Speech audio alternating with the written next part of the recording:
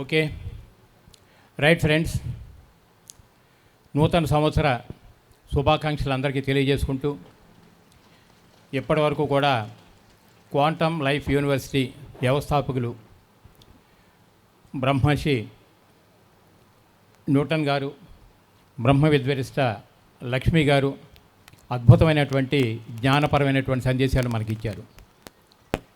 ఇంత సందేశాలు మనకిచ్చిన మనం తీసుకోవటానికి, నిత్య జీవితంలో మనం ఎదగటానికి ఎలా తీసుకోవాలి ఏమిటి అనేటటువంటి దానికి పత్రిజీ ఎప్పటికప్పుడు మనకి పిఎస్ఎస్ మూవ్మెంట్లో ఒక సిలబస్ అంటూ క్రియేట్ చేసి మనకు అప్పచెప్పారు. ఏమిటి ఆ సిలబస్ అని చెప్పి అనుకున్నప్పుడు సీనియర్స్ అందరికీ తెలుసు, కొత్త వాళ్ళు కూడా తెలుసుకోవాల్సిన అవకాశం కావాలి కాబట్టి ఒక 18 ఆదర్శ సూత్రాలు. ఒక పిరమిడ్ మాస్టర్ అనేవాడు రోజు ధ్యానం చేయటం మొదలుపెట్టి శాకాహారిగా మారిపోయి సజ్జన సాంగత్యాల్లో పార్టిసిపేట్ చేస్తూ తనంతాను ఆత్మపూర్వగమనంలో ఉన్నతంగా ఎదగటానికి ఏవైతే కావాలో అవన్నీ పెట్టి ఒక 18 ఆదర్శ సూత్రాలు మనందరికీ కూడా అందించడం జరిగింది. ఎంతోమంది పిరమిడ్ మాస్టర్స్ ఇవన్నీ నిత్య జీవితంలో ఆచరిస్తూ ఆ స్థాయికి ఎదిగారు. ఇంకో స్టేట్మెంట్ ఏమి ఇస్తారంటే పత్రిక మనకి, ఐఎమ్ ఏ స్పిరిచువల్ సైంటిస్ట్, నేను ఒక ఆధ్యాత్మిక శాస్త్రవేత్తని. అంటే నా జీవితంలో ఒక ఎఫర్టు, ఒక ఫోకస్ పెట్టి నేను ఏ స్థాయికి ఎదగాలని చెప్పని కోరుకున్నానో ఆ స్థాయికి నేను ఎదిగొచ్చాను. అందువల్ల ఇవాళ నేను ఒక ఆధ్యాత్మిక శాస్త్రవేత్తగా ఎదిగాను. కాబట్టి మనందరిలో కూడా, అంటే మీ అందరిలో కూడా ఎవరైతే ఎఫర్ట్ పెట్టి ఆ ఫోకస్ పెట్టి ఆత్మపూర్వగమనంలో అద్భుతంగా ఎదగాలని కోరుకుంటారో వాళ్ళందరూ కూడా ఒక శాస్త్రవేత్త స్థాయికి ఎదుగుతారు. అందువలన మనందరి మధ్యలో మైత్రీ భావన కావాలి తప్ప ఇందులో ఎవరి పెద్ద ఎవరి చిన్న కాదని అద్భుతమైనటువంటి స్టేట్మెంట్ ఇచ్చిన పిఎస్ఎస్ మూవ్మెంట్ వ్యవస్థాపకులు బ్రహ్మర్షి పితామహ పత్రిజీ గారికి హృదయపూర్వక ధన్యవాదాలతోటి మనం ఎంటర్ అవుదాం. ఈరోజు మన మధ్యలో ఉన్నటువంటి కాన్సెప్ట్ ఒక ప్యానెల్ డిస్కషన్ అని చెప్పని అన్నాం. ప్యానెల్ డిస్కషన్ అంటే అర్థం చేసుకోవటానికి ఒక చిన్న ఉదాహరణ. భగవద్గీత కురుక్షేత్ర సంగ్రామం మనందరికీ కూడా తెలిసిన విషయమే. పాండవులు కౌరవులు ధర్మానికి అధర్మానికి మధ్యలో యుద్ధం జరుగుతున్నప్పుడు కృష్ణ పరమాత్మ చెప్పినటువంటి హిత బోధ ఏదైతే ఉన్నదో దాన్ని మనం భగవద్గీత కింద తీసుకున్నాం. మనందరికీ కూడా సుపరిచితమైనటువంటి గ్రంథం అది. అయితే కృష్ణుడు అర్జునుడితో ఒక్కసారి చెప్పినప్పటికీ కూడా 10 మంది మాస్టర్స్ 10 రకాలుగా వ్యాఖ్యానాలు రాయటం జరిగిందని అంటే కృష్ణ పరమాత్మ చెప్పినటువంటి కాన్సెప్ట్ని ఎవరు ఏ విధంగా తీసుకున్నారో ఎవరికి ఎట్లా అర్థమైందో వాళ్ళు అట్లాగే వ్యాఖ్యానం చేయడం జరుగుతుంది. అట్లాగే పిఎస్ఎస్ మూమెంట్లో కూడా పత్రిక ఎన్నో సందర్భాల్లో ఎంతో అనుభవ జ్ఞానాన్ని మనందరికీ కూడా అందించారు. ఎవరెవరు ఎలా తీసుకుంటామనేది ఒకటి మన సంస్కార బలం, రెండవది ఎదగాలనేటటువంటి తపన. ఈ తపనను దృష్టిలో పెట్టుకుని ఈరోజు మన మధ్యలో ఉన్నటువంటి కాన్సెప్ట్ ఏమిటంటే, ఒకటి 18 ఆధార సూత్రాలు అధిగమించినప్పుడు then I'm a pyramid master అని చెప్పి చెప్పుకునే రైటు మనకు వస్తుంది. అప్పటి వరకు మనం ఏంటంటే, నేను కూడా ధ్యానిని రెగ్యులర్గా మెడిటేషన్ చేస్తున్నాను, ఇది ఓకే, బట్ 18 అధిగమించినప్పుడు ఐఎమ్ ఏ మాస్టర్ అని చెప్పినట్టు పత్రిక చెప్తారు.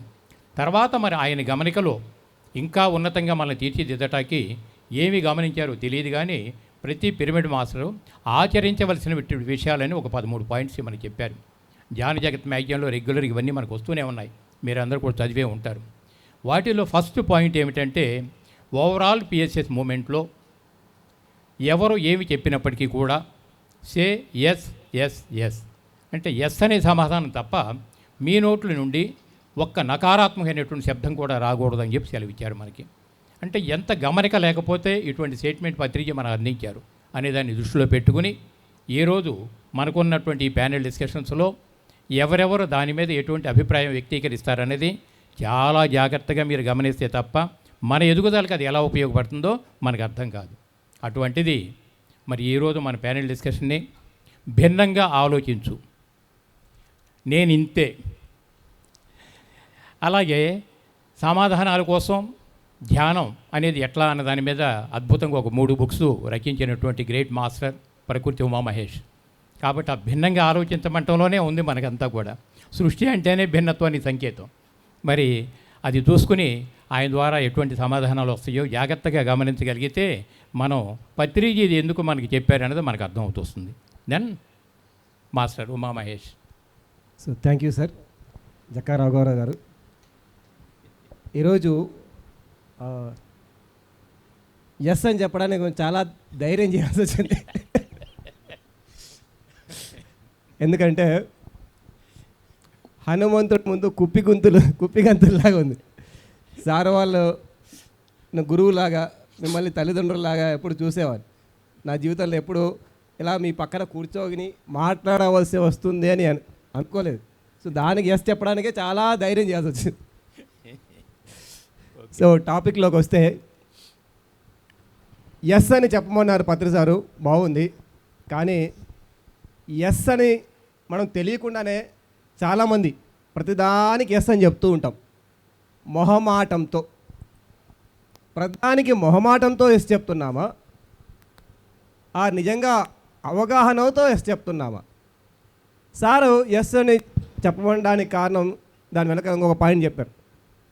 మనం నెగటివ్గా, నకారాత్మకంగా మాట్లాడడానికి అవకాశం లేకుండా ఉండటానికి, ప్రధానికి నిజంగా ఎస్ అని చెప్పగలిగితే మనము జీవించగలుగుతామా?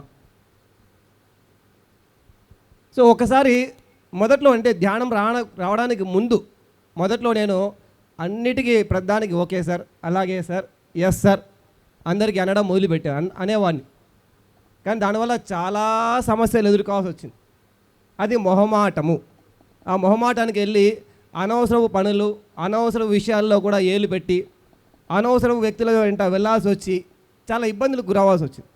ఆ తర్వాత ధ్యానంలోకి వచ్చాక ప్రతిదానికి నో చెప్పడం కూడా మొదలుపెట్టి, నువ్వేవుడివే, నా ఇష్టం అంతా నా ఇష్టం, నా ఇష్టం వచ్చినట్టు నేను చేస్తాను, అందుకే నేను ఇంతే అనే బుక్ కూడా రాయడం జరిగింది. ఆ తర్వాత అర్థమైన విషయం ఏంటంటే, ఓకే, అన్నిటికీ ఎస్ చెప్పడం కరెక్ట్ కాదు, అన్నిటికీ నో చెప్పడం కూడా కరెక్ట్ కాదు. ఒకవేళ ఎస్ అని చెప్పవలసి వస్తే దానికి తగిన శక్తి, తగిన అవగాహన నాకు ఉందా? ఉదాహరణకు చిన్న ఎగ్జాంపుల్ చెప్తాను సార్.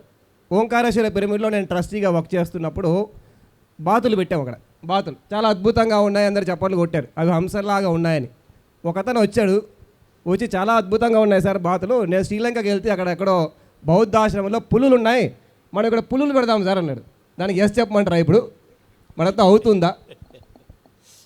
సో కోర్స్ చాలా చాలా క్రియేటివ్గా మన ఆశ్రమం యొక్క గొప్పతనాన్ని ఇంకా పెంచుదామనే ఒక ఉద్దేశంతో ఒక మంచి అభిప్రాయం వ్యక్తపరిచి ఉండొచ్చు కాక, వెంటనే వ్యతిరేకించడం అనేది కాకుండా, బాబు మీరు చెప్పిన విషయం చాలా అద్భుతంగా ఉంది, కానీ మీరు ఎక్కడ ఉంటారు అని అడిగారు. పక్కనే అచ్చంపేటలో ఉంటాను సార్ అన్నాడు. సార్ అచ్చంపేటలో ఉంటారు కదా, ఇక్కడ పిల్లులు ఉన్నాయి, ఈ మధ్యకాలంలో మీరు ఎప్పుడైనా వచ్చి దానికి నా అన్నం పెట్టారా అని. అంటే లేదు సార్ నేను చాలా బిజీ. నువ్వు చాలా బిజీ, బాగుంది, మరి ఇక్కడ ఉన్న ఆశ్రమాన్ని చూసుకునేవారు ఎంత బిజీగా ఉంటారు, ఇంకా ఎన్ని తలనొప్పుల్లో ఉంటారు, ఎన్ని ఇబ్బందికరమైన స్థితిలో ఉంటారు. కాబట్టి నీ చెప్పిన అభిప్రాయం చాలా గొప్పదే అయినప్పటికీ కూడా మన యొక్క పరిస్థితులను బట్టి ఒకసారి ఆలోచించి చూడు. మనము పులులను పెట్టుకొని వాటిని మెయింటైన్ చేయగలిగేంత కెపాసిటీ మనకుందా? అవును సార్ లేదు, అవును కరెక్టే అని ప్రాక్టికల్గా ఆలోచిస్తే లేదు. సో అక్కడ నోను కూడా ఎస్ చేయించగలిగే ఒక అండర్స్టాండింగ్, క్లారిటీతో దాన్ని సామరస్యంగా ఎస్ నుంచి ప్రతిదానికి ఎస్ చెప్పాలనేది కాకుండా ఆనందంగా, అవగాహనతో, ఇష్టపూర్వకంగా నోను కూడా ఆనందంగా స్వీకరించగలిగేటట్టు మనం చేయగలిగితే బాగుంటుందని ఆ ఒక ఎగ్జాంపుల్లో చాలా చోట్ల ఇలా చేయడం జరుగుతుంది. కానీ మనం ఏంటంటే అన్నిటికీ ఎస్ చెప్పలేము, అన్నిటికీ నో చెప్పకూడదు. అన్నిటికీ ఎస్ చెప్తే ఇక్కడ ఉదాహరణకు 100 మంది ఒక 100 మంది 1000 మంది కలిపి ఈ ఆశ్రమాన్ని మనం వర్క్ చేస్తూ ఉంటాం. మన అదృష్టమో దురదృష్టం ఏంటంటే ప్రతి ఒక్కరికి ఒక క్రియేటివ్ మైండ్, అంటే ప్రతి ఒక్కరు ఎక్కడికొడుకో అన్నీ వెళ్ళి చూసి వచ్చి ఉంటారు. ఇది చేద్దాం, అది చేద్దాం, అలా చేద్దాం, ఇలా చేద్దాం, అందరూ సలహాలు ఇచ్చేవారే. అన్ని సలహాలు మనం పాటించగలిగే పరిస్థితి ఉండకపోయినా డిస్కరేజ్ చేయకుండా సామరస్యంతో కొన్ని ఎస్ చెప్తూ అవసరమైతే అవగాహనను కల్పించి నో చెప్పగలిగితే బాగుంటుందని నా యొక్క అభిప్రాయం sir. Thank you. Right masters, మనం చాలా జాగ్రత్తగా గమనించాలి. ఎందుకంటే స్టార్టింగే భిన్నంగా ఆలోచించమనే వ్యక్తితో మొదలైంది. ప్రతి విషయంలోనూ అనుకూలత, ప్రతికూలత రెండూ ఉంటాయి. అయితే పత్రిజీ ఏమి గమనించబట్టి ఈ స్టేట్మెంట్ ఇచ్చారు. ఇప్పుడు ఆ స్టేట్మెంట్ని ఎలా అర్థం చేసుకోగలిగితే మన ఆత్మపూర్వగమనంలో మనం ముందుకు నడుస్తాం అనేది కావాలంటే మరి భిన్నంగా ఆలోచించిన దగ్గర నుంచి ఏం మొదలైందంటే కొన్నిసార్లు అవుననొచ్చా, కొన్నిసార్లు కాదనొచ్చా. మరి పత్రిక ఎందుకని అన్నారు దృష్టిలో పెట్టుకోండి. నెక్స్ట్కి వెళదాం మనం. అమ్మా, స్వర్ణమాల అనగానే మనందరికీ గుర్తొచ్చే విషయం ఏంటంటే గ్రేట్ మాస్టర్ పత్రిజతోటి బ్రహ్మ విద్వరిష్ట స్థాయికి ఎదిగినటువంటి మహాజ్ఞాని. ఎన్నో ఆధ్యాత్మిక గ్రంథాలు వెస్ట్రన్ కంట్రీస్లో రాసేటువంటి ఆధ్యాత్మిక శాస్త్రవేత్తల పుస్తకాలను కూడా తెలుగులోకి చక్కగా అనువాదం చేయటం ద్వారా అద్భుతమైనటువంటి తెలుగు పుస్తకాలు మనందరికీ కూడా అందించడం జరిగింది. ఎంతో జ్ఞానానికి పెద్దపెట్టి వేసినటువంటి ఆవిడని కూడా ఒకసారి స్వాగతిస్తూ ఆవిడ అభిప్రాయం మనం తీసుకుందాం. అందరికీ నమస్కారం అండి. పత్రిసారి ఆ విషయం చెప్పడంలో ఆయన ఉద్దేశం ఏమై ఉంటుందని నేను అనుకుంటానంటే, సూర్యుడికి ఎన్ని కిరణాలు ఉంటాయో అదేవిధంగా జ్ఞానం ఒక విషయాన్ని మనం ఎస్టాబ్లిష్ చేద్దాము, భూమి మీద స్థాపిద్దాము, లేకపోతే ప్రాచుర్యంలోకి తెద్దాము అన్నదానికి కూడా అన్ని కోణాలు ఉంటాయి. వ్యక్తులలో భిన్న స్థాయిలు, భిన్న అవగాహన స్థితులు ఉంటాయి. ఎవరెవరు ఏ విషయం చెప్తారో వాళ్ళు తమ అవగాహన మేరకు, అంటే లేకపోతే ఇంకొక పాయింట్ కూడా ఇక్కడ మనం గుర్తు తెచ్చుకుందాం. ఆలోచన అనేది ఒక స్థాయి దాటిన తర్వాత మనం ఏమి చేయము. ఆలోచనలు మనలో ప్రవేశపెట్టబడతాయి. మనలో ప్రవేశపెట్టబడిన ఆలోచన ప్రకారం వాళ్ళు వ్యక్తీకరిస్తూ ఉంటారు.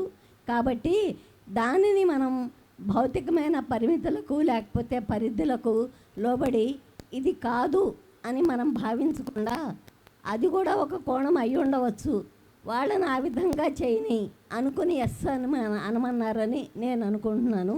అది నా అభిప్రాయం అండి. ఇంకా వివరంగా అంటే ఇప్పుడు సముద్రం ఉంది కదా, సముద్రం మనం చూస్తూ ఉంటే పైనేమో అలలు కనిపిస్తూ ఉంటాయి, దాని ఒడ్డున ఇసుక అంతవరకే తెలుస్తుంది. కాస్త లోతుగా వెళ్ళగలిగిన వాళ్ళకి ఏయో ముత్యాలు అట్లాంటిది కనిపిస్తుంది, అది కూడా గ్రేటే. ఇంకా లోతులకి వెళ్ళగలిగిన వాళ్ళకి దాని అడుగున పెద్ద బడబానలం ఉందనేది తెలుస్తుంది. అది కూడా దాటగలిగి ఆ బడబానలంలోకి చొచ్చుకుని వెళ్ళగలిగిన వాటికి దాని అడుగున ఒక మహా అద్భుతమైన ప్రశాంత స్థిర చిత్తము, అద్భుతమైన సృష్టి కనిపిస్తుంది. అట్లా మనము ఒక విషయం లోతులలోకి వెళ్ళగలిగే కొద్దీ విషయాన్ని అవగాహన చేసుకునే విధానం మారుతూ వస్తుంది. కాబట్టి మనం ఎంత లోతుకి వెళ్తామో అది వేరే కదా. వాళ్ళు చెప్పిన వాళ్ళు ఏ స్థాయి నుంచి చెప్పారో మనకు తెలియదు. కాబట్టి మనం వాళ్ళని తిరస్కరించకుండా ఉండడం మంచిది అని సార్ చెప్పుంటారు అని నేను అనుకుంటున్నాను. ఓకే అమ్మా, thank you madam, thank you అమ్మ. గ్రహించారు కదా, మనం బిగినింగ్లో అనుకున్నాం కదా, పత్రిక ఏమంటారంటే నేను ఒక ఆధ్యాత్మిక శాస్త్రవేత్తని, ఎంత ఎఫర్ట్ పెట్టకపోతే నేను శాస్త్రవేత్తని అనే స్థాయికి ఎదిగాను, అదే ఎఫర్ట్ పెడితే ఎవరైనా ఆ స్థాయికి ఎదుగుతారు అని ఆయన చెప్పినారు. అలాగే ఒక శాస్త్రవేత్త స్థాయికి ఎదిగినటువంటి వ్యక్తి మరి సొసైటీలో మీ ముందు అంటే ఓవరాల్ పిఎస్ఎస్ మూమెంట్లో ఎవరు ఏం చెప్పినప్పటికీ కూడా ఎస్ అంటూ నేర్చుకోండి అని అన్నారంటే దాని అంతరార్థాలు గురుస్థాయిలో ఎలా ఉంటాయో మనం కూడా ఫోకస్ పెట్టినప్పుడు మనం ఎంతవరకు అందుకుంటామో అనేది మన ప్రయత్నం మనం చేస్తాం. అందుకోగలిగినంత వరకు మనం అందుకోగలిగితే, బట్ నకారాత్మకమైన శబ్దం రావద్దని అన్నారు. దాని అంతరార్థాలు ఏంటనేది కూడా మనకి వివరంగా వెళ్ళాలి కదా పరిస్థితి. ఎందుకంటే మనమంతా భౌతికంగా ఎలా ఎదగాలో మనకి ఎలాగో తెలుస్తూనే ఉన్నాయి. బట్ ఆత్మ పురోగమనంలో ఎట్లా అన్నదానికే గురు పరంపరలో గురువులు ఎప్పుడూ మనకు అవసరమే. పత్రిక నేనే నీ గురువు కాదు, మీ శ్వాసే మీ గురువు అని ఎంత చెప్పినప్పటికీ కూడా గురువు లేని విద్య ఎప్పటికైనా గుడ్డి విద్యే. కాబట్టి గురువు అనేటట్టు ఎప్పుడు మనకు అవసరమే తప్పదు. అలానే గుడ్డి నమ్మకాలు కూడా పనికిరావని చెప్పని పత్రికనే మనకి సెలవివ్వటం జరిగింది. కాబట్టి ఫోకస్ పెట్టినప్పుడు ఏమవుతుందంటే సవివరంగా దాని గురించి విచారణ చేయడానికి అవకాశం మనకు కలుగుతుంది. ఆ విచారణ నుంచి లోతుల్లోకి వెళ్ళటానికి అవకాశం వస్తుంది. మీరన్నట్టుగా సముద్రం ఒడ్డు మీద చూసుకుంటే గవలే దొరకవచ్చు, లోతుల్లోకి వెళ్తే మహా డైమండ్స్ కూడా దొరకవచ్చు. అట్లాగే ఫోకస్ పెట్టినప్పుడు లోతుకి వెళ్ళగలిగినప్పుడు మనం కూడా శాస్త్రవేత్త స్థాయికి ఎదుగుతాం, సందేహం అక్కర్లేదు. మరి క్వాంటమ్ లైఫ్ యూనివర్సిటీ అంటే మన అందరికీ సుపరిచితమే. ఇప్పటివరకు చక్కగా ఉగాది సందేశాలు చక్కగా ఇచ్చారు అమ్మాయి లక్ష్మి కానీ మరి నూటన్ కానీ. మరి అటువంటి అప్పుడు లక్ష్మీ మేడం నుంచి స్టార్ట్ చేద్దాం. అమ్మా,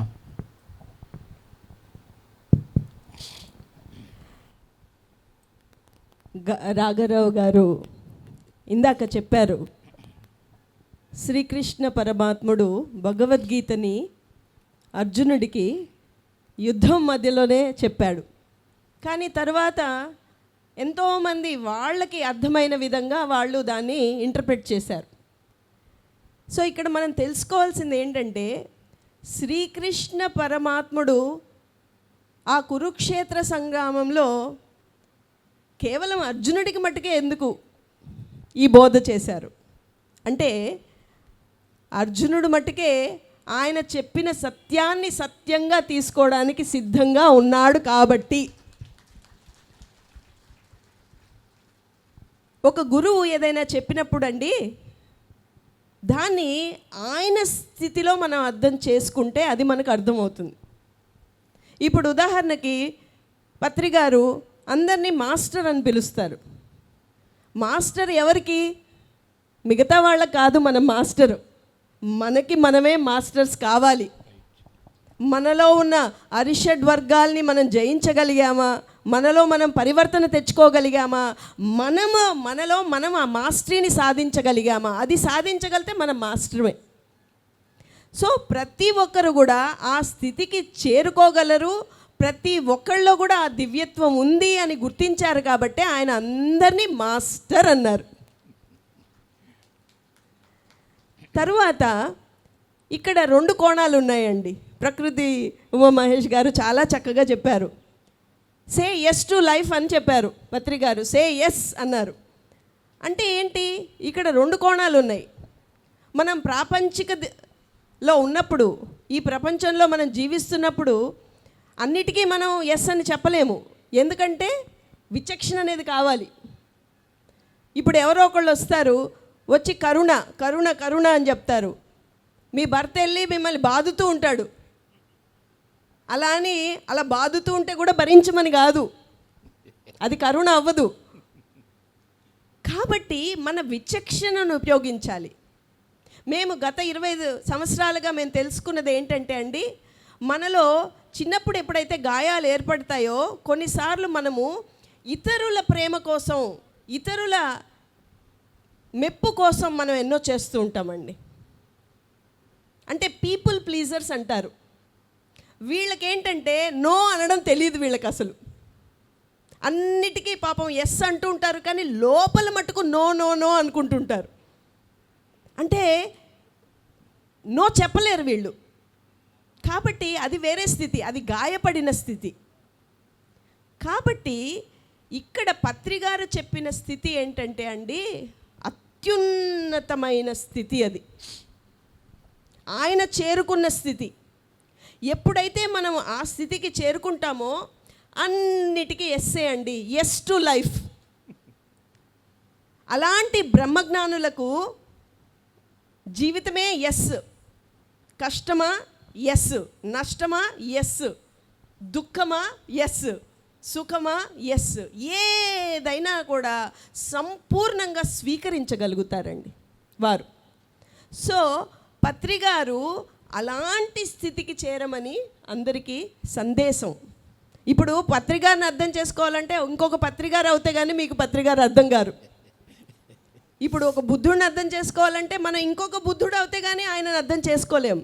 కాబట్టి ఆయన ఇచ్చినది అత్యుత్తమమైన ఒక స్థితిలో మనం సంపూర్ణంగా ఎప్పుడైతే అన్నిటినీ స్వీకరిస్తామో అది సే ఎస్ టు లైఫ్ అని అర్థం. సో అలా అని మనం ఈ ప్రాపంచికతలో ఉన్నప్పుడు మన విచక్షణను ఉపయోగించి మనం దేనికి ఎస్ చెప్పాలి, దేనికి నో చెప్పాలి అనేది మనం ఎప్పుడు కూడా అది ఉపయోగించాలి. ఇప్పుడు ఉదాహరణకి ఒక వ్యక్తి వచ్చాడు అనుకోండి, ఇంకొకళ్ళ గురించి ఏదో చెప్పబోతున్నారు. ఇది సోక్రటిస్ గారు ఇచ్చిన ఒక అద్భుతమైన జ్ఞానం అండి. ఎవరైనా మీ దగ్గరకు వచ్చి ఇంకొకళ్ళ గురించి చెప్తున్నప్పుడు 3 లిట్మస్ టెస్టులు చేయమన్నాడు ఆయన. ఏంటంటే, ఒకటి, ఇది అవతల వ్యక్తి గురించి మంచిగా చెప్పేదా కాదా అనేది ఫస్ట్ తెలుసుకోవాలి.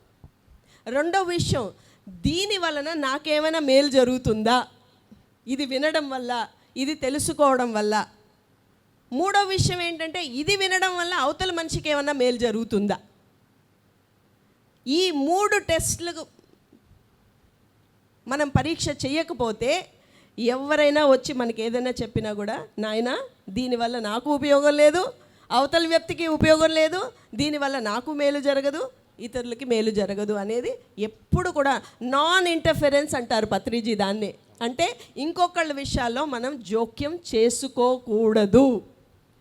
కాబట్టి ఈ అద్భుతమైన ఇవన్నీ కూడా అర్థం చేసుకోవాలంటే అండి, ముందు మన సాధన ద్వారా మనం ఆ అత్యున్నత స్థితికి చేరుకుంటే ఆ గురువులు ఏం చెప్పదలుచుకున్నారు, ఆ గురువులు ఏం చెప్తున్నారు అని ఆ సత్యాన్ని మనం సత్యంగా తీసుకుని, అక్కడ మళ్ళీ మైనస్లు ఉండవు, ఇంకేమి డిడక్షన్లు ఉండవు, సబ్ట్రాక్షన్లు ఉండవు. వాళ్ళు ఏదైతే చెప్తున్నారో ఆ సత్యాన్ని సత్యంగా మనం తీసుకుని మన జీవితాన్ని మనం అద్భుతంగా జీవించగలుగుతామండి. లేకపోతే మనకేం కావాలో మనం అది తీసుకుంటాం, మనకేం అవసరమో అది తీసుకుంటాం, మనం ఉన్న స్థితిలో ఎలా ఉందో దాన్ని బట్టే మనం తీసుకుని దాన్ని మనం ఒక ఎక్స్క్యూజ్ లాగా కూడా అన్వయించుకోవడానికి ఉంటుందండి.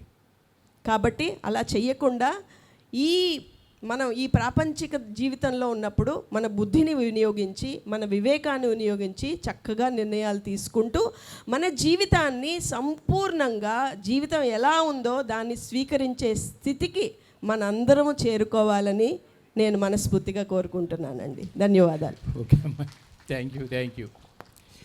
ఇన్ కేస్ పత్రిజీ అంత స్థాయిలో ఉన్నారు కాబట్టి ఎస్ అని అనమని చెప్పి అన్నప్పుడు మనం కొన్ని సందర్భాల్లో భౌతిక ప్రపంచంలో ఎస్ అనే పరిస్థితి లేక కొన్నిటికి నో అని చెప్పొచ్చు అనేది ఒక పాయింట్ వస్తుంది మనకి. ఈ విషయాల్లో ఒక చిన్న ఎగ్జాంపుల్, అర్థం కాని పరిస్థితుల్లో గురువు మీద పెట్టినటువంటి దృష్టి చెదరకుండా ఎప్పటికైనా గురువు దగ్గర నుంచి మనం నేర్చుకోవటమే కాబట్టి సహనాన్ని పాటిద్దామని చెప్పి అనుకున్నప్పుడు కనీసం అన్నీ మన మంచికే అనే కాన్సెప్ట్లో ఉండొచ్చా ఒకటి. ఎందుకంటే చిన్న ఉదాహరణ మీలో కొంతమంది తెలిసి ఉండొచ్చు. ఒక పల్లెలో ఈ గుర్రాలు కాసుకునేటటువంటి వాళ్ళంతా కూడా ఉన్నారు. రోజు వాళ్ళ గుర్రాలన్నీ కూడా అడవిలోకి వెళ్ళిపోవటం, మేత మేసేసి తిరిగి మళ్ళీ ఇంటికి రావడం జరుగుతున్నాయి. రోజు అలాగే వస్తున్నాయి. ఇట్స్ రొటీన్ జాబ్ అయిపోతుంది. ఒకరోజు అందరు గుర్రాలు వచ్చేసినాయి, ఒకటి గుర్రం రాలేదట. వీళ్ళందరూ కలిసి అన్నారు, అరే మేమంతా చాలా అదృష్టవంతులు, మా గుర్రాలన్నీ కూడా చేరిపోయినాయి, నీ ఒక్కడి గుర్రమే రాలేదంటే బహుశా నువ్వేదో చాలా దురదృష్టవంతుడు ఏమో అని చెప్పి అని అన్నారట. ఏం చేస్తావు నాన్న, కానీ అన్నీ నా మంచికే. ఎందుకంటే ఎటు జవాబు చెప్పలేని పరిస్థితుల్లో అది అదృష్టమో తెలియదు, దురదృష్టం కూడా తెలియని పరిస్థితి. అందువలన అంతా నా మంచికే కానీ అని చెప్పి అన్నాడట. పిచ్చోళ్ళ ఉన్నావేరా నువ్వు, ఒకవేళ గుర్రం రాలేదేంటనే దురదృష్టం అని చెప్పి మేము చెప్తుంటే అంతా నా మంచికని అంటావు, ఉన్న కాస్త గుర్రం పోతే అది ఎట్లా నీకు అదృష్టం అవుతుంది, ఎలా నీ మంచిగా అవుతుందని చెప్పి వీళ్ళంతా కాస్త అపహాస్యం చేసినట్టారు. అయిపోయింది పరిస్థితి. మొత్తం మీద ఎటోళ్ళు వెళ్ళిపోయారు. రెండో రోజుకి వచ్చేసరికి ఏంటంటే తప్పిపోయిన గుర్రం అనే అతని గుర్రం వస్తూ ఇంకా 4 గుర్రాలను వెంపటి పెట్టుకు వీడింటికి చేరిందట. ఎప్పుడైతే 4 గుర్రాలను వెంపటి పెట్టుకొచ్చిందో, నిన్న ఎవరైతే నువ్వు దురదృష్టవంతుడు అని చెప్పి అని అన్నారో వాళ్ళందరూ కలిసి, అరే నేనేదో మేము పొరపాటు పడ్డాం, ఇవాళ నీ గుర్రం పోయింది కాబట్టి నేను దురదృష్టవంతుడు అని చెప్పి అన్న వాళ్ళు అంతా కలిసి, ఇవాళ నీ గుర్రం పోబట్టి కదా వెనకబడి బట్టి ఇంకా 4 గుర్రాలను వెంపటి పెట్టుకొచ్చింది, కాబట్టి నువ్వు దురదృష్టవంతుడు కాదు, నువ్వు చాలా అదృష్టవంతుడేరని చెప్పని అన్నారంట. అంతా ఏమో నాన్న అన్నీ నా మంచిగా అనుకున్నాం కదా అన్నాడు వీడు మళ్ళీ. ఎందుకంటే జడ్జిమెంట్ ఇచ్చే పరిస్థితి లేదు ఇక అక్కడ అన్నాడు. సరే ఓకే కదా, మంచిగా జరిగింది కదా అని చెప్పి అనుకున్నారు. నువ్వు అదృష్టవంతుడు అంటే మీరు ఎలా అయినా అనుకో, అంతా నా మంచిగా అని చెప్పి అనుకున్నాడు. ఇది ఏదో కొద్ది రోజుల పాటు జరిగింది. వీడి కొడుకు అనుకున్నాడట, రోజు నా గుర్రం మీద ఎలాగో నేను వెళ్ళి స్వారీ చేస్తున్నాను, ఇవాళ 4 గుర్రాలు మంచి అడవి గుర్రాలు కూడా వచ్చినాయి, మంచి వేడివేడిగా ఉన్నాయి, దాని మీద స్వారీ చేస్తే ఎలా ఉంటుందో అని ఆ కొడుకు ఒకరోజు అడవి నుంచి వచ్చిన గుర్రం మీదకి ఎక్కి స్వారీ చేయబోయాడు. అది కొంత లెక్కేసరికి అడవి గుర్రం కదా, మొత్తానికి సరైన ప్రాక్టీస్ లేకపోబట్టి ఎగిరికి దూకేసరికి వాడి కింద పడి ఒక కాలు ఇరిగిపోయింది. దాంతో ఊళ్ళో వాళ్ళందరూ చేరి మళ్ళీ అన్నారంట, ఒక గుర్రం వెళ్ళి 4 గుర్రాలను వెంపటి పెట్టుకొచ్చింది, నువ్వు చాలా అదృష్టవంతుడని మేమే పొరపాటు పడ్డాం, ఇవాళ గుర్రం రాబట్టి కదా అని మీ అబ్బాయి వెళ్ళి కాలేర కొట్టుకు వచ్చాడు, కాబట్టి నిజానికి నువ్వు దురదృష్టవంతుడని మళ్ళీ అన్నారట. అంటే ఒక వ్యక్తి యొక్క ఆలోచనలు ఎలా మారుతాయన్న దానికి సంకేతాలు ఇవన్నీ. సరే కానీ నాన్న అన్నీ నా మంచికే, కాలు ఇరిగింది అదే నా మంచికే అని చెప్పి అనుకున్నాడు. ఓకే చేశాడు. సరే ఇది జరిగింది. మళ్ళీ కొద్ది రోజుల పాటు అయిపోయింది. మొత్తం పొరుగు గ్రామాల వాళ్ళకి వీళ్ళకి ఒక యుద్ధ వాతావరణం నెరవేరింది. ఈ యుద్ధంలో ప్రతి ఇంటి నుంచి కూడా ఒక సిపాయి కావాలని చెప్పని ఆ రాజు ఒక ఆర్డర్ వేయటం జరిగింది. ప్రతి ఇంటికి యవనంలో ఉన్నటువంటి కుర్రోళ్ళంతా కూడా సైనికుల కింద తీసుకెళ్ళిపోవడం జరిగింది. తీరా వీడింటికి వచ్చేసరికి ఏమైందంటే, నీ కుర్రోడు కాలు ఇరిగింది కదా, వీడు యుద్ధం చేయటం పనికిరాడు కాబట్టి వీడిని వదిలేసి మిగతా వాళ్ళంతా తీసుకెళ్ళిపోయారు. దీంతో మళ్ళీ ఎవరైతే కాలేరు కొట్టుకున్నాడు కాబట్టి నీ అబ్బాయి నువ్వు దురదృష్టవంతుడు అని చెప్పన్నారో మళ్ళీ వచ్చేమన్నారంటే అరే మేమేదో పొరపాటు పడ్డాం, నువ్వు చాలా అదృష్టవంతుడురా, ఏదో కాలిరిగినా కానీ కొడుకు నీ కళ్ళ ముందే ఉన్నాడు కాబట్టి మా అందరు కుర్రోడే వెళ్ళిపోయారు, ఆడు వస్తాడో రాడు తెలియదు యుద్ధం నుంచి, నువ్వు చాలా అదృష్టవంతుడు అని మళ్ళీ వెళ్ళి అన్నారు. సరే అంటే ఒక వ్యక్తి అదృష్టం దురదృష్టం అని తెలిసి తెలియని పరిస్థితుల్లో మనం లెక్కేసినప్పుడు యూనివర్సల్ లా ప్రకారంగా ఏ ప్రణాళిక ఎలా ఉంటుందో మనకు తెలియని పరిస్థితుల్లో, జడ్జిమెంట్ ఇవ్వలేని పరిస్థితుల్లో పైవాడు మనకి ఏమన్నా చెప్పినప్పుడు అన్నీ నా మంచికి అనే సహనం కొంతవరకు ఉంటే బహుశా మనకున్న జ్ఞానవరత్నాల్లో సహనమే ప్రగతి అనేటువంటిది కూడా పత్రిక మనకు ఒకటి ఇచ్చున్నారు. ఆ సహనం వలన మంచి జరుగుతుందని తెలియని పరిస్థితి. అయితే 18 ఆధార సూత్రాలు ఇచ్చినప్పుడు then you are a master అని చెప్పగలిగినటువంటి గ్రేట్ మాస్టర్ పత్రిజీ. మళ్ళీ ఎంత గమనిక మనల్ని చేయకపోతే ఎవరేం చెప్పినప్పటికీ ఎస్ అని అనమన్నారన్నది అది ఒక పాయింట్. ఇప్పుడు మనకి అట్లా మనకి తెలియని మూమెంట్లు ఏమనుకుంటాం, కానీ అన్నీ మన మంచిగా బీ పాజిటివ్ ఆల్వేస్. కనీసం అలా ఉండటం వలన మనకు మంచిగా జరుగుతుందని చెప్పి అనుకుందామా కొంతవరకు. సో ఉమా మహేష్ గారు, స్వర్ణలత మేడం గారు, స్వర్ణలత మేడం, రాఘవరావు గారు మోడరేట్ చేస్తూ ఈ ప్రోగ్రామ్ని, డాక్టర్ లక్ష్మి గారి అభిప్రాయాల్ని, వారి జ్ఞానాన్ని మనకి పంచారు. ఎందుకు పత్రి గారు మనం ముందర ఏ వ్యక్తి ఉన్నారో వారు ఏం చెప్పినా మనం ఎస్ ఎస్ ఎస్ అని అంటే బాగుంటుంది. మన నకారాత్మక ధోరణి మనకు ఉండకుండా, నకారాత్మక ఆలోచనలు చేయకుండా మన ఆ మూమెంట్లో మనం హాయిగా ఉంటాము అని ఎందుకు చెప్పారు, ఏ ఉద్దేశంతో చెప్పారు, ఏ అంతరార్థంతో, ఏ ధర్మ సూక్ష్మంతో, ఏ నిజమైనటువంటి ఆయన ఉద్దేశం ఏంటి. డాక్టర్ లక్ష్మి గారు ఇప్పుడే చెప్పారు, ఆయన ఎంతో అత్యున్నత స్థితికి చేరుకున్న, చరమస్థాయికి చేరుకున్నటువంటి గొప్ప గ్రాండెస్ట్ మాస్టర్ బ్రహ్మశ్రీ పితామహ పత్రిజీ. ఆయన ఇప్పుడు కృష్ణ పరమాత్మ ఎగ్జాంపుల్ తీసుకుందాం. కృష్ణుడు అటు కౌరవులు వచ్చినా పాండవులు వచ్చి ఏం చెప్పినా ఎస్ అంటాడు, అన్నిటికీ ఎస్సే. ఎందుకు ఎస్ చెప్పారు? ఎందుకంటే ఆయన స్థితప్రజ్ఞుడు, ఆయన అత్యున్నత జ్ఞానంతో, పరమాత్మ తత్వంతో ఇక్కడ వెలుగుతున్నటువంటి గ్రేటెస్ట్ మాస్టర్ శ్రీకృష్ణ పరమాత్మ. అందుకే అందరినీ ఆయన స్వీకరించగలిగే గుణం ఉంది. వారి స్థాయి ఏంటి అనేది ఇందాక స్వర్ణలత మేడం చెప్పారు. వారి స్థాయిని బట్టి వాళ్ళు మాట్లాడతారు. ఇప్పుడు ఒకళ్ళు వచ్చి నేను మాంసాహారం ప్రాశస్త్యం గురించి మనం చెప్తున్నారు క్లాసు. మనకు తెలుసు శాకాహారం చాలా ముఖ్యము, చాలా ఇంపార్టెంట్ అని. కానీ మూర్ఖులు వాళ్ళు ఏమన్నా చేస్తారు. కర్రలతో పట్టుకొని వచ్చారు, మీరు శాకాహారం చెప్తారా, మేము మాంసాహారం క్లాస్ తీసుకుంటాం, మాంసం తింటే మాంసకృత్తులు వస్తాయి, శరీర బలం వస్తుంది, దేహ బలము, మీ ఇమ్యూనిటీ పెరుగుతుంది, ఎన్నో చెప్తారు. మనం చెప్పిన కారణాల కంటే 1000 కారణాలు చెప్పి మాంసాహారం యొక్క ప్రాశస్త్యం గురించి వాళ్ళు చెప్తారు. మనం మూర్ఖుల ముందు శంఖం మోగినట్టు ఉంటుందన్నమాట. మనం ఏం చెప్పినా కూడా అక్కడ జ్ఞానాన్ని బోధిస్తే, మనం మూర్ఖుల ముందు మనం ఏం చెప్పినా కూడా వాళ్ళు విరోధులయ్యి అప్పుడు ఏమన్నా చేయగలరు. వాళ్ళ స్థాయిని మనం అర్థం చేసుకుంటే వాళ్ళు బేబీ సోల్స్, శైశవాత్మలు. వాళ్ళు అప్పుడే వచ్చి జన్మ తీసుకున్నారు. కానీ ఇక్కడ జానులంతా కూడా వృద్ధాత్ములు, ఎన్నో జన్మ పరంపరలు కంప్లీట్ చేసుకుని ధ్యానానికి ఆకర్షితులై, ధ్యానం అంటే ప్రాణమయ్యి, ధ్యానం అంటే ఇష్టమయ్యి ఇప్పుడు వచ్చిన వారు ధ్యానులు. వారు ఉన్నత స్థాయిలో ఉన్నటువంటి ఆత్మలు. స్కూల్లో ఏ విధంగా ఎన్నో క్లాసెస్ ఉంటాయో, వివిధ తరగతుల్లో వివిధ స్థాయిల్లో ఇక్కడ అందరూ ఉంటారు. అందరూ మనుషులంతా ఒకటేగా ఉంటారు. కర్పూరము ఉప్పు కర్పూరంబు మొక్క పోలిక ముందు, ఆ రెండు ఒకటేగా ఉంటాయంట. మనుషులంతా ఒకటేగా ఉంటారు, కాకులన్నీ ఒకటేగా ఉంటాయి. పురుషులందు పుణ్య పురుషులు వేరయా. ఒక ఎన్లైటెండ్ మాస్టర్ని ఆయన వేరు, ఆయన వైబ్రేషన్ వేరు. ఒకటే ఉంటాయి, ఒకటే ముక్కు, ఒకటే కళ్ళు, బ్లడ్ ఒకటే, అన్నీ ఒకటే, శరీరం ఒకటే.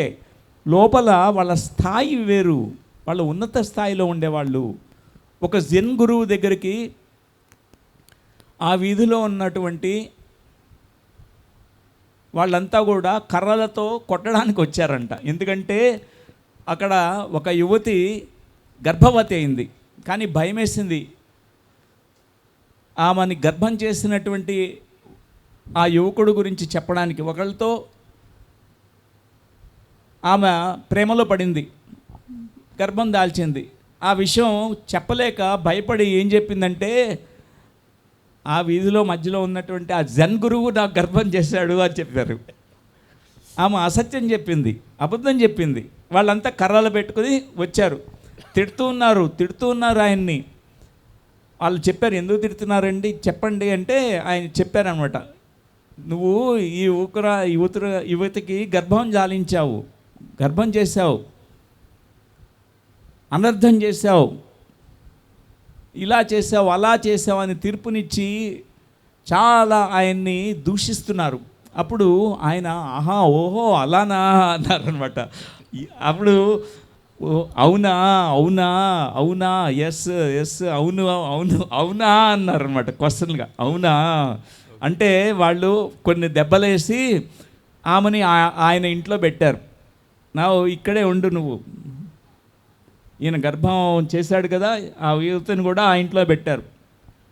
ఆమె ఆ జెన్ మాస్టర్ యొక్క ఆ సాధన, ఆయన చేసుకున్న ధ్యానము, ఆయన చెప్తున్నటువంటి జ్ఞానం గురించి విని ఆమెకే లోపల అపరాధ భావం వచ్చేసింది.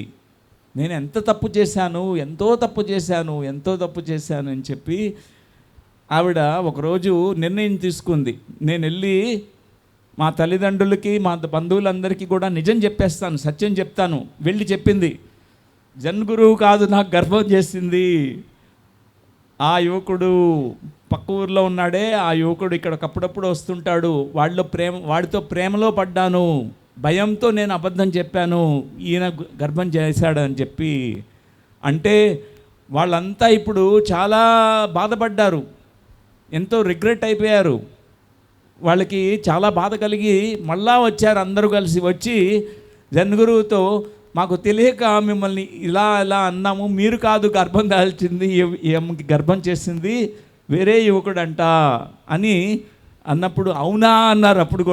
అప్పుడు కూడా అవునే.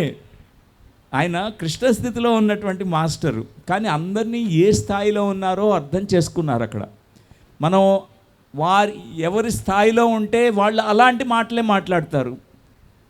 మనం మారామని చెప్పి లోకం అంతా మారిపోదు. మీరు మారారని మీ ఇంట్లో వాళ్ళందరూ మారిపోరు, వారుగానే ఉంటారు. కానీ మీరు స్వీకరిస్తారు, వారిగా స్వీకరిస్తారు, వారి స్థాయిని అర్థం చేసుకుంటారు. మీరు ఎలా మారారో వాళ్ళు కూడా ఒకరోజు మారుతారు, ఎప్పుడో ఈ జన్మలో కావచ్చు, ఇంకొక జన్మలో కావచ్చు. కానీ అంత సహనం అనే పదప్రయోగాన్ని చేశారు మీరు. సహనం ఆ సహనం స్థితి, స్థితప్రజ్ఞత స్థితి అంటే ఎవరి స్థాయిలో ఏ స్థాయిలో ఉన్నారో అది అర్థం చేసుకునే స్థితి. ఆ స్థితిని ప్రతి పిరమిడ్ మాస్టర్లో పత్రి గారు చూశారు. అందుకే ఎస్ అన్నారు, అందుకే ఎస్ అంటుంటాము. అవునా అవునా అవునా ఓకే అవునా అంతే.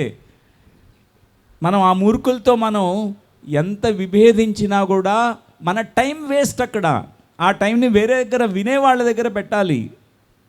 ఈ జ్ఞానం తెలుసుకోవాలనే వాళ్ళు వేల కొలది మంది ఉన్నారు, కోట్ల మంది వెయిట్ చేస్తున్నారు, వాళ్ళ దగ్గర ఇవ్వాలి టైము. ఈ ఒక్కడి కోసం, ఇద్దరు ముగ్గురు కోసం మన టైంని వేస్ట్ చేసుకోకూడదు. మూర్ఖుల కోసం మనం వేస్ట్ చేసుకోము. వారి స్థాయిని అర్థం చేసుకొని వారిని వారుగా స్వీకరించి అవునా అనాలంతే. తర్వాత కృష్ణ పరమాత్మ ఏ విధంగా దుర్యోధనుడు కానీ వాళ్ళు 100 మంది కౌరవులను అందరినీ కూడా వాళ్ళు ఏమి అరాచకాలు చేసినా, ఏ అధర్మం చేసినా, ఏ అన్యాయాలు అవినీతి చేసినా కూడా ఆయన ఈ స్థితిలోనే ఉండేవాళ్ళు. కానీ ఎప్పుడు మొగ్గు చూపించేది ఎప్పుడు కూడా ఎవరంటే పాండవులు రెడీగా ఉన్నారు. వాళ్ళు జ్ఞానులు, మణులు, వాళ్ళకి టైము వాళ్ళకి ఇచ్చేవాళ్ళు, జ్ఞానం వాళ్ళకి రెడీగా ఉన్నారు, వాళ్ళకి ఇచ్చేవాళ్ళు అనమాట. అలానే ప్రతి పిరమిడ్ మాస్టర్ కూడా ఎస్లో ఉంటారు. Yes yes yes yes yes. ఎందుకంటే ప్రతి శరీర కణంలో ఎస్ అనేది ఊరుతూ ఉండాలన్నమాట. ఊరుతూ ఉండాలి. అప్పుడు మీలో ఏ నకారాత్మక భావన లేకపోతే మీ వైబ్రేషన్స్ కూడా వాళ్ళని టచ్ చేస్తాయి. ఆ మూర్ఖుడు కూడా మారిపోతాడు ఆ క్షణంలో. ఎలా బుద్ధుడి ముందు అంగుళీమాలుడు వచ్చి ఆ క్షణంలో చంపుతావా, ఎస్ అన్నాడు. ఖడ్గం పెట్టి, కంఠం మీద ఖడ్గం పెట్టి బుద్ధుడిని చంపుతా అన్నాడు. నువ్వు 100వ వాడివి, నిన్ను చంపితే నాకు గోల్డ్ మెడల్ వస్తుంది, 100 మందిని చంపుతానని నేను ఒక వాగ్దానం చేశాను, నేను విజయాన్ని పొందుతాను అని చెప్పి బుద్ధుడు వచ్చి కంఠం మీద ఖడ్గాన్ని పెట్టాడు. బుద్ధుడు ఎస్ అన్నాడు. చంపుకో అన్నాడు. చంపుకుంటావా? చంపుకో. అరే, ఇట్లాంటి వ్యక్తిని ఎప్పుడు చూడలేదు. ఎప్పుడు భయపడే వాళ్ళని చూశాను, కానీ మరణం దగ్గర ఇప్పుడే ఉంది. ఈ కొంచెం దిగినా కూడా కంఠంలో పోతుంది ప్రాణము, ఈయన భయం లేదే. అప్పుడు ఓపెన్ అయ్యాడు. ఆ వైబ్రేషన్స్, బుద్ధుడు వైబ్రేషన్స్ ఏం చేశాయంటే ఆ ఎస్లోనే, ఆ వైబ్రేషన్లో ఆయనకి బుద్ధుడిని అడిగాడు, నేను కూడా ఈ భయం లేని స్థితికి వెళ్ళాలి గురువుగారు అని అడిగాడు. ఎలా నేర్చుకోవాలి మీ దగ్గర నుంచి ఈ స్థితిని ఎలా పొందాలి అని అంటే, ఏం లేదు నాయన, నా దగ్గర 40 రోజులు ఉండు అన్నాడు.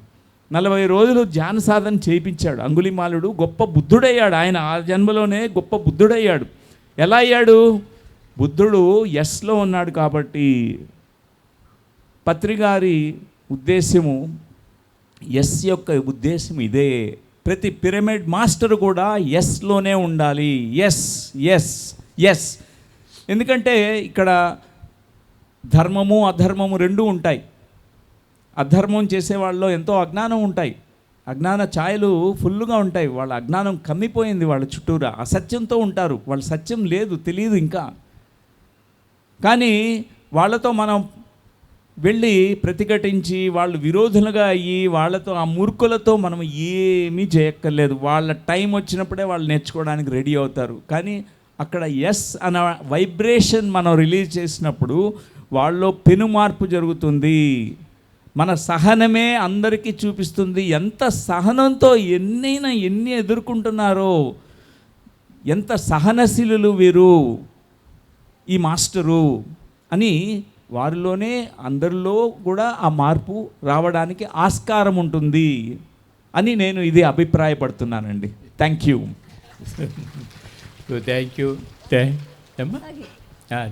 దాని కొనసాగింపు మనకి గొంగళి పురుగు తెలుసు.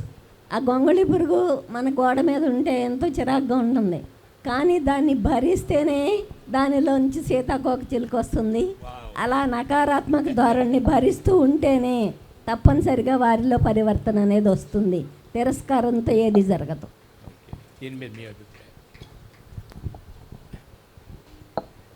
Thank you very much sir. చాలా అద్భుతంగా ఉంది. ఈ ఎస్ అనేది ఎందుకు అనే దాని మీద చాలా చాలా చాలా చాలా క్లారిటీ వచ్చింది. వ్యక్తిగతంగా నాకు చాలా క్లారిటీ వచ్చింది. పత్రి సారు ఆల్మోస్ట్ ప్రతి దానికి ఎస్ చెప్పేవాడు. అతి ముఖ్యంగా మన వ్యక్తిగత విషయాలను తీసుకెళ్తే ఇంకా ఎస్ అని చెప్పారు. సార్ నేను పెళ్లి చేసుకుంటానంటే ఓకే వెరీ గుడ్, పెళ్లి చేసుకోండి. ఆ తర్వాత వారానికి నేను పెటాకులు చేసుకుంటానంటే ఓకే వెరీ నైస్, పెటాకులు చేసుకోవాలి. సార్ నేను పెద్ద పిరమిడ్ కడతా అంటే వెరీ గుడ్, కట్టు అన్నాడు. సార్ నాతో కావడం లేదు ఆపేస్తా అంటే వెరీ గుడ్, ఎక్కడ కడతావులే, వద్దులే అనేవాడు. కానీ చాలా రేర్గా, అంటే అవుట్ ఆఫ్ 30 years అంటే నేను ఆయనతో జర్నీ చేసిన దాంట్లో ఒక 2-3 సార్లు మాత్రమే సారు అంటే నాకు వ్యక్తిగతంగా నో చెప్పడం జరిగింది. మొదటిసారి నేను వెళ్ళి 95లో సరే నేను చచ్చిపోదాం అనుకుంటున్నాను సార్, సూసైడ్ చేసుకుందామంటే వెరీ గుడ్, నీకు ఎలా చేయాలో, ఎలా సూసైడ్ చేసుకోవాలో చెప్పాలా అని ఎంకరేజ్ చేయడం ట్రై చేశాడు. ఈయనేందబ్బా చచ్చిపోతానంటే ఆపుతాడేమో అనుకుంటే ఆపడం లేదు, ఎస్ ఎస్ అంటాడు. దానికి కూడా ఎస్ అనేవాడు. అలా కాకుండా ఇంకేదన్నా ఒక సలహా చెప్పండి సార్, నేను చచ్చిపోదలుచుకోలేదు లేండి అన్న. అంటే don't ask me any suggestions, no suggestions అని నో చెప్పారు. అది ఫస్ట్ టైం నేను ఆయన దగ్గర మొదటి నో వినడం. No, I don't give you any suggestions అని. ఎందుకు నీకు సజెషన్స్ ఇవ్వను, ఎందుకు సార్ నాకు ఎందుకు ఇవ్వరు, మీరు అందరికీ అన్నీ చెప్తారు కదా నాకెందుకు ఇవ్వరు అని అడిగాను. అంటే బాబు నువ్వు నేను సలహా ఇస్తే పాటించగలిగే స్థితిలో ఉన్నావా? నీకంత సినిమా లేదు నాయనా, నీకంత కెపాసిటీ లేదు. అలాంటప్పుడు నేను ఉచిత సలహాలు ఇచ్చి నా టైం ఎందుకు నేను వేస్ట్ చేసుకోవాలి? కాబట్టి no, don't ask me any suggestions అన్నారు. అలా అనేసరికి 4 years ఆల్మోస్ట్ ఆయనతో నేను మాట్లాడలే. అలా దూరంగా చూసి సరే ఆయన ఏం చెప్తే అలా దూరం నుంచి ధ్యానం చేసుకోవడం అలా చేస్తూ వెళ్ళేవాడు. మొదటిసారి మళ్ళీ 99లో పిలిచి now you are ready to, అంటే నేను ఏమైనా చెప్తే వినడానికి ఇప్పుడు రెడీగా ఉన్నావు. 99లో అప్పుడు గో టు మహబూబ్ నగర్ అని. లేదు సార్ నేను అమెరికాకి వెళ్దాం అనుకున్నాను. అమెరికాకి వెళ్ళి ఏం చేద్దాం అనుకుంటున్నావు అంటే కోట్లు బాగా సంపాదించేసి బాగా డబ్బులు రిటర్న్ తెచ్చుకొని ఒక 4-5 ఏళ్లలో ఆ తర్వాత ఇక్కడ ధ్యాన ప్రచారం బాగా చేయొచ్చు కదా బ్యాంకులో వేసుకుంటే అన్నాడు. సార్ నో అన్నాడు. No, don't go to US, you are now ready to go to only Mahabubnagar, పక్కనున్న మహబూబ్నగర్కి వెళ్ళు ధ్యానం చెప్పు. అలా కేవలం 2-3 సార్లు మాత్రమే, అదర్వైజ్ ప్రతి దానికి సార్ ఆల్మోస్ట్ నేను ఇక్కడ ఓంకారేశ్వర పిరమిడ్ ఆశ్రమం కడదాం అనుకుంటా, వయస్ చాలా అద్భుతం, ఆడ ఇంకేదో చేద్దామంటే అద్భుతం, ప్రతి దానికి సార్ అద్భుతం అని చెప్పి, అంటే నాతో కాదు, నువ్వు చేయలేవు, నీ చేత కాదు, నీతో ఎక్కడ అవుతుంది, నువ్వు నీ వయసు చిన్నది, నీ జ్ఞానం చిన్నది, నీ అనుభవం లేదు, ఎలాంటి భయాలు లేకుండా నేను చేస్తానా లేదా తర్వాత సంగతి, కానీ ఎంకరేజ్ చేయడంలో మాత్రం సార్ 2,00,000% ఎప్పుడూ రెడీగా ఉండేవారు. దానివల్ల ఎంతో ఆత్మవిశ్వాసం నాకు పెరిగి ఎన్నో అద్భుతమైన పనులు చేయగలిగాను నా జీవితంలో. అది నా యొక్క వ్యక్తిగత అనుభవం సార్తో ఎస్ అనే చెప్పించుకోవడం ద్వారా. అమ్మ దీని మీద 2 నిమిషాలు, ఎందుకంటే కొత్త సంవత్సరం కొత్త జ్ఞానాన్ని గురు పరంపరగా ఏ విధంగా వెదజల్లాలో అది మనకు అప్పు చెప్పారు. సో పత్రి గారిలో నేను ఆయనను చూసి తెలుసుకున్నది ఏంటంటే ఆయన ఎవ్వరి జీవన ప్రయాణంలో ఆయన ఎప్పుడు కూడా సజెషన్స్ ఇవ్వరు, ఇది తప్పు ఇది ఒప్పు అని కూడా చెప్పరు. ఎందుకంటే ప్రతి ఒక్కళ్ళ ప్రయాణం కూడా ఒక ప్రత్యేకమైన ప్రయాణం. మన కష్టాల నుంచి మన నష్టాల నుంచి కూడా నేర్చుకోవాలి మనం. ఇప్పుడు ఎవరైనా చెప్పారనుకోండి అది వినికిడి జ్ఞానం అయిపోతుంది. అలా కాకుండా మన అనుభవాల నుంచి మనం ఏదైనా నేర్చుకున్నాం అనుకోండి అది అనుభవపూర్వక జ్ఞానం అవుతుంది. కాబట్టి పత్రి గారు ఎప్పుడు కూడా ఆ సంపూర్ణ స్వేచ్ఛనిస్తారు అందరికీ, ఏ నిర్ణయం తీసుకున్నా కూడా. ఎందుకంటే మనం తీసుకున్న చెడు నిర్ణయం తీసుకున్నా మంచి నిర్ణయం తీసుకున్నా 2 నిర్ణయాల నుంచి మనం నేర్చుకునేదే ఉంటుంది ఎప్పుడు. ఆ నేర్చుకునేదాకా ఈ విశ్వం ఆగదండి, ఆపదు, ఏదో ఒక రకంగా మనకి ఆ పాఠాలు నేర్పిస్తూనే ఉంటుంది.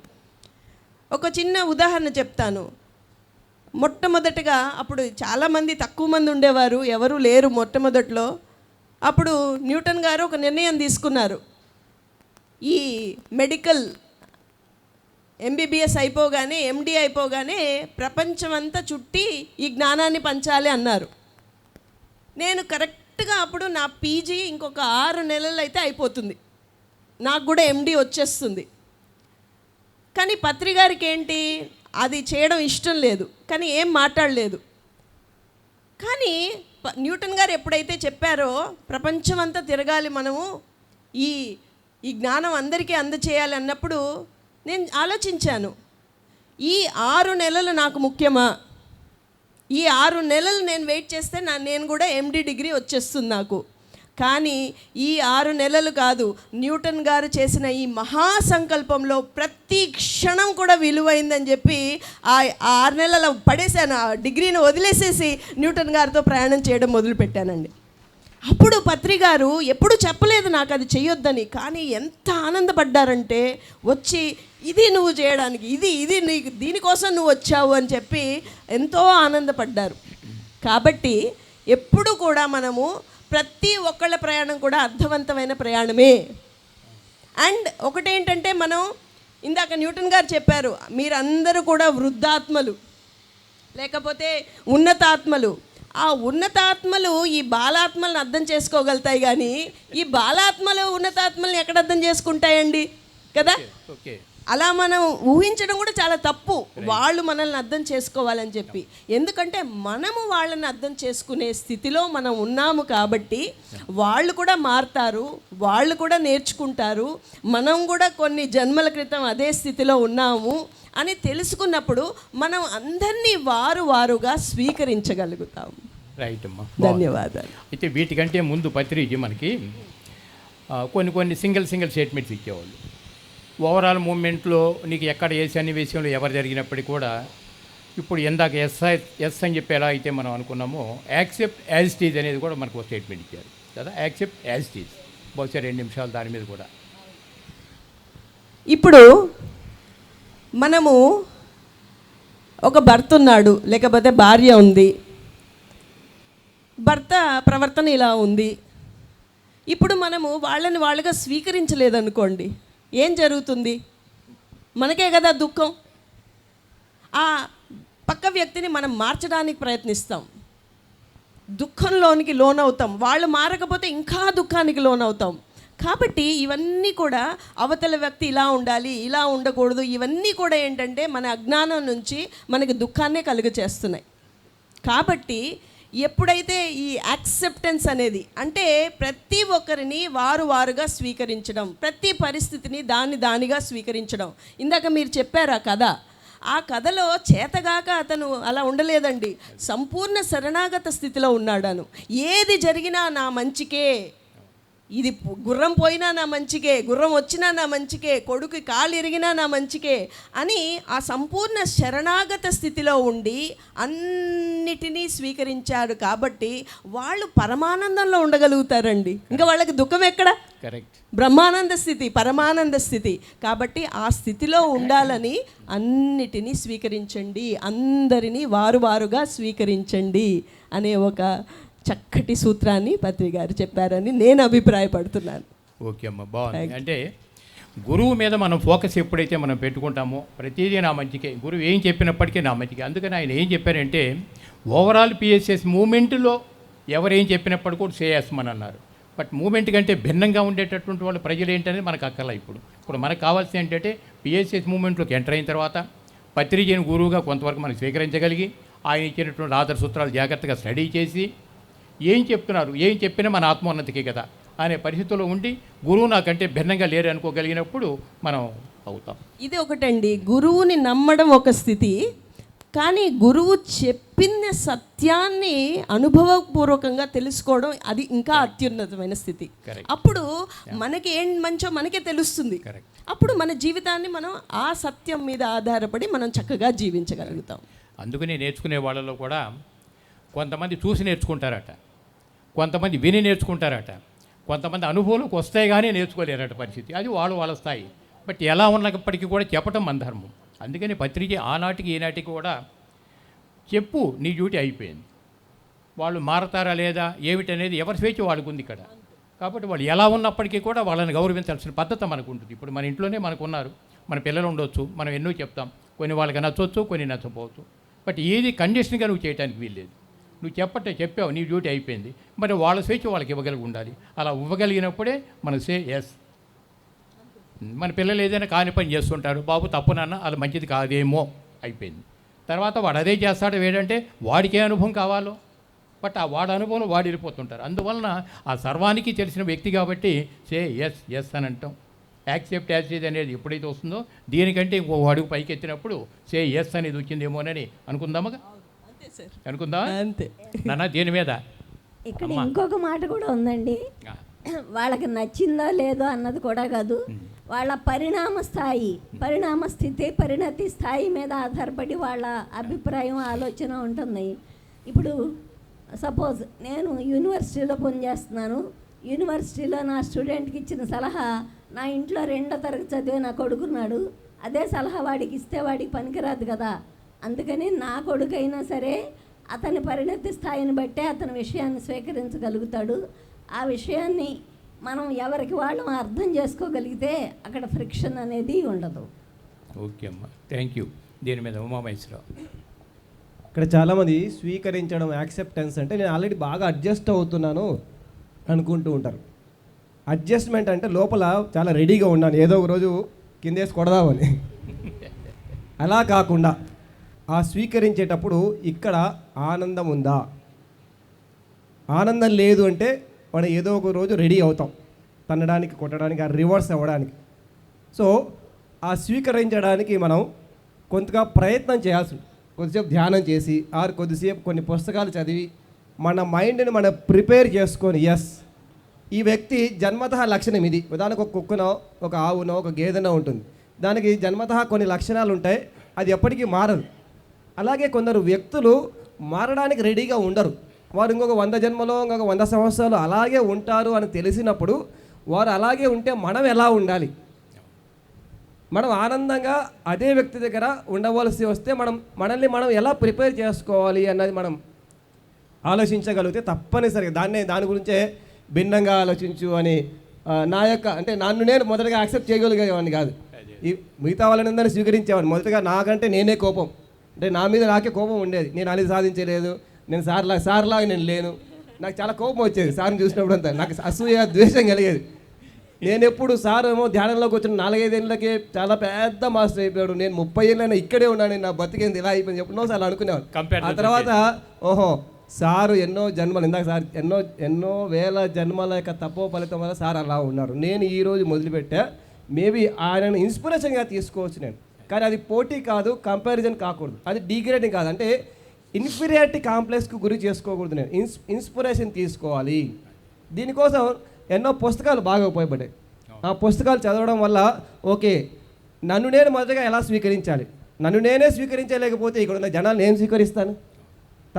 తన మీద తాను కోపంగా ఉన్నవాడే ఇతరులను స్వీకరించలేక ఇబ్బంది పడుతూ ఉంటాడు. ఎవరైతే తనను తాను సంపూర్తిగా స్వీకరిస్తాడో అప్పుడు ఇతరులను స్వీకరించగలిగే కొంత తత్వమైన వస్తుంది. దానికి కూడా కొంత అవగాహన, జ్ఞానం కావాలి. అది కూడా ఆనందంగా చేయాలి అన్నది నా అభిప్రాయం. బాగుంది. ఇవన్నీ ఎందుకంటే పత్రిక ఎప్పటికప్పుడు ఏం చెప్పేవారంటే ఓవరాల్ మూమెంట్లో ఎవరు ఇచ్చినా సరే చెప్పటం నా ధర్మం అయిపోయింది, ఆచరించాలా వద్దని ఎవరి స్వేచ్ఛ వాళ్ళకు ఉందని చెప్పేవాళ్ళు. బట్ ఆ ఎవరి స్వేచ్ఛ వాళ్ళకి ఇచ్చారు కాబట్టి బహుశా మన మూమెంటు ఎంత ఇదిగా వెళ్ళిందేమో అనుకుంటాం.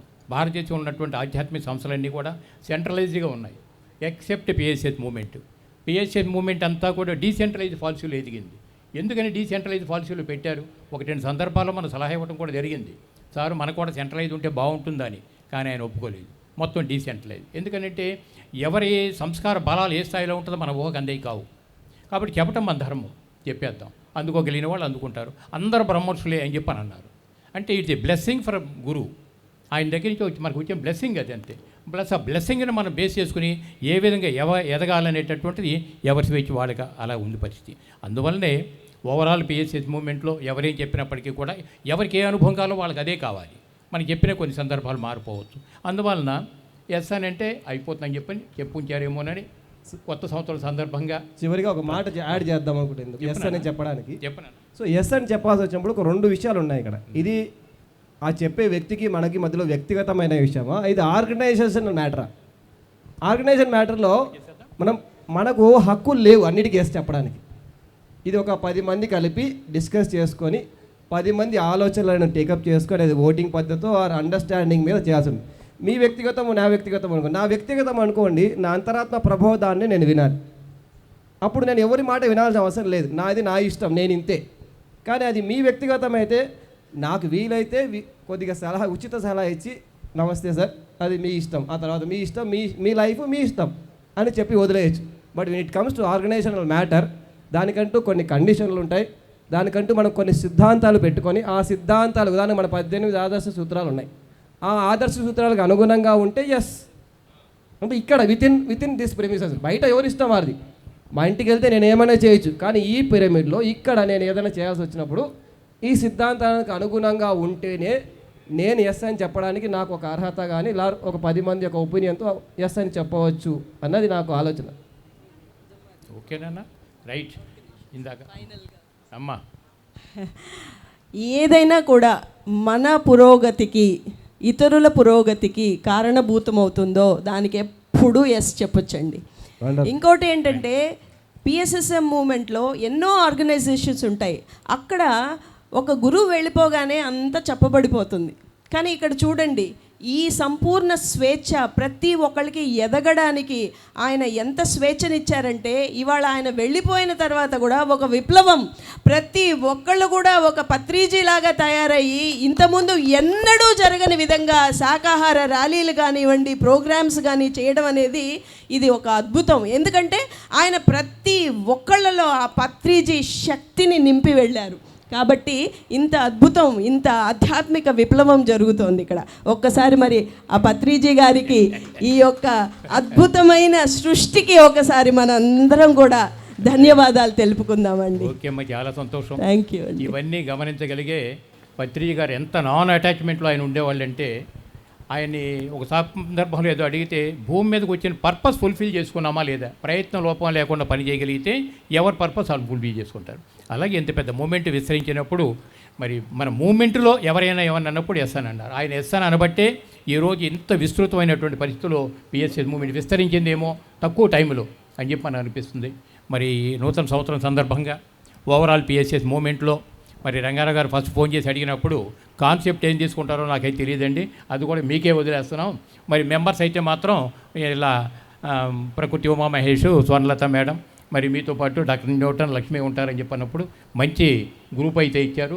ఒక మంచి డిస్కషన్ పెట్టినప్పుడు ఇది మూమెంట్లో ప్రతి ఒక్కరికి ఎలా ఉపయోగపడుతుంది, ఏ సందర్భంలో మనం దాన్ని ఎట్లా ఎస్ అని అనాలి, ఎస్ వాళ్ళను ఉన్నప్పుడు మనం ఎట్లా వాళ్ళని పాజిటివ్గా స్పందించే ప్రయత్నం చేయాలి, వీటన్నిటి చేస్తూ ఆల్వేస్ ఎస్ అని ఉన్నప్పుడు బట్ వాళ్ళ ఎదుగుదలకు మనం ఎలా ఉపయోగపడుతుంది అనేది పరిస్థితుల్లోనే మరి ఈ కాన్సెప్ట్ నేను తీసుకోవడం జరిగింది.